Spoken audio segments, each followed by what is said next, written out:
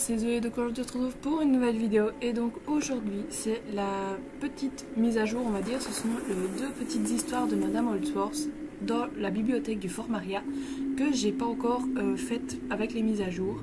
Il y a eu des nouveaux shows, etc. Mais je les filmerai quand j'aurai assez d'argent pour aller en acheter, parce que dans les deux lots je dois aller en acheter au moins un. Donc voilà, donc aujourd'hui nous sommes le 11 octobre et on va faire la petite mise à jour avec les deux histoires que j'ai ratées, enfin que j'ai pas encore faites. C'est parti. Alors, bonne nouvelle les enfants, j'ai enfin mis la main sur l'histoire Comprensiva Maleficarum Jorvik. Oh là là. La quoi? Ben, on ne vous enseigne plus le latin à l'école. Bref. Appelons-le simplement le Grand Livre des Sorcières.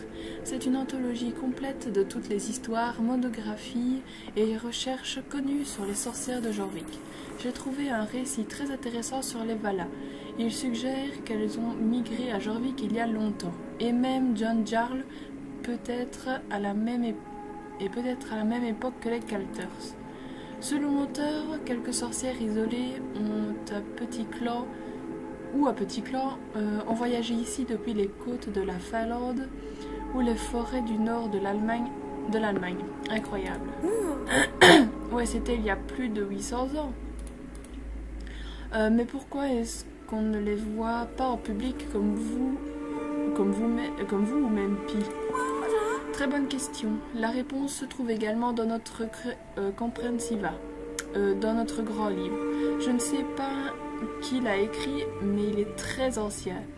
À en juger par le style d'écriture, je pense qu'il s'agit d'un druide qui a retracé les événements entre les Valas et John Jarl.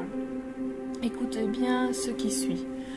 Et en ce jour sombre, les quelques Valas restantes se rassemblèrent au cœur de la brèche du diable, le cœur avide des vengeances et des rancunes envers John Jarl et sa famille. Elles maudirent les terres de leur refuge dans les montagnes, jetant une malédiction sur les champs et les forêts autrefois fertiles qui l'entouraient. Cependant, la malédiction avait un prix.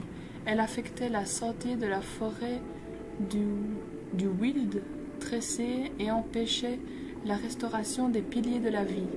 Ceci, combiné à la magie nécessaire pour sceller leur enclave contre les intrus, enchaîna les Valas et les empêcha de se déplacer librement à travers Jorvik.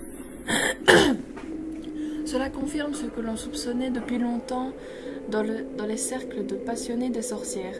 Les Valas sont plus ou moins piégés à la frontière de la brèche du diable. Je dis plus ou moins, car des observations et des événements étranges ont été signalés au fil des années. Alors, tu en sais beaucoup sur les terres oubliées, pas vrai Linda? Le Wild tressé, qu'est-ce que c'est? Est-ce que quelqu'un s'est rendu à la brèche du diable? J'imagine qu'elles se sont piégées elles-mêmes. Je préfère le Wild. J'ai vécu ici toute ma vie et je n'ai jamais entendu parler du Wild tressé. Quel nom étrange. Tragique. Les malédictions sont toujours tragiques. Vous me prenez peut-être vieux jeu, mais je pense qu'il vaut mieux discuter calmement. À l'époque où les arrière-petits-enfants de John Jarl portaient leur bébé sur leurs genoux, les sorcières Valas avaient été reléguées au rang de folklore, de superstitions et de figures pour effrayer les enfants indisciplinés. Je dois me mettre au travail et rassembler plus d'informations sur le Wild tressé. Wild est un mot ancien qui signifie forêt. Cet indice devrait être utile, n'est-ce pas? Oh, très certainement. Sur ce, je vais me replonger. Oui, on va passer à la suite. Ok, suivant. Ah, vous revoilà. Je fais de grands progrès. Peut-être peu après notre dernière rencontre, j'ai trouvé une lettre. Et nous pensons que avec Béatrix... Ah, c'est trop mignon, Béatrix et Concorde qui jouent ensemble. Qu'elle a été écrite par le grand Mississippi Jones. Ok, suivant. Alors qu'est-ce que vous mijotez? Non, j'ai vraiment faim. Oh là là. Je n'ai pas le temps de cuisiner ces jours-ci. Nous ne pourrons sans doute ouvrir une boîte de biscuits après que je vous fasse part du résultat de mes recherches. Voici ce que dit la lettre. Ma chère Cornelia, j'ai fait une drôle de découverte. Je n'ai pas déchiffré tous ces secrets, mais je crois avoir retrouvé une carte archaïque. Cependant, je n'ai pas la moindre idée d'où elle mène et de quand elle date. J'ai parfois l'impression d'entendre un léger bourdonnement ou vrombissement, ou même une mélodie envoûtante à la limite de ma perception. Je dirais qu'il a entendu un chant, comme Anne et moi. Intéressant. La lettre continue. La nuit dernière, j'ai juré que la carte brillait à l'intérieur de ma sacoche, comme si elle était éclairée de l'intérieur par une encre ardente. Mais en la sortant et en la dépliant, les runes et les lettres semblaient vouloir jaillir du parchemin lui-même. Le reste est illisible, je doute que ça nous aide. Des questions? Une carte? Un genre de diagramme? Il s'agit ici d'une carte géographique. D'après la description des champs, de la lumière et du reste, j'en déduis qu'elle a été dessinée sur du papier enchanté. Et nous savons tous ceux qui utilisent des enchantements. J'ai donc tourné mon attention vers le grand livre des sorcières, et sans surprise, je suis tombée sur un fragment de carte très étrange. Je vous ai appris que le mot wild signifie forêt, n'est-ce pas? Et il y a une forêt sur cette carte. Elle contient également d'autres emplacements qui semblent correspondre à la carte contemporaine de Jorvik.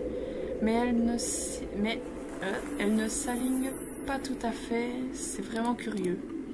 Si j'enlève mes lunettes et que je ferme un œil, je pourrais presque commencer à comprendre. Je pense que la souche du vieil arbre gardien doit être par ici. Ce qui signifie que ce wild se situe dans les terres oubliées.